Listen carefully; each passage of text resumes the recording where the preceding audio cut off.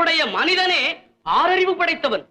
இப்படி எதையும் நினைத்து பார்க்கும் ஆறறிவு படைத்த நீங்கள் உங்கள் இலக்கண நூலை அரங்கேற்றுவதற்கு முன்பு தங்கள் ஆசானை வணங்கி ஆசி பெற்ற பிறகுதான் இங்கு வந்தீர்களா?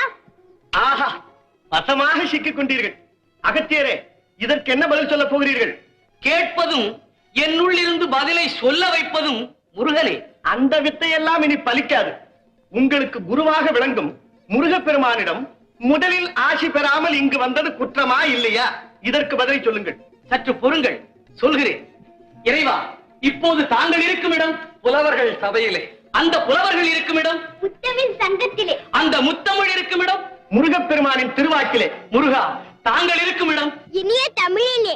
அப்படி என்றால் அந்த இனிய தமிழையே எந்த நேரமும் வணங்கும் நான் தங்களை வணங்கியதாகத்தானே அர்த்தம். முருகா, நாரதரே, ஒரே குழப்பமாய் இருக்கிறது. பேசாமல் உட்கார்.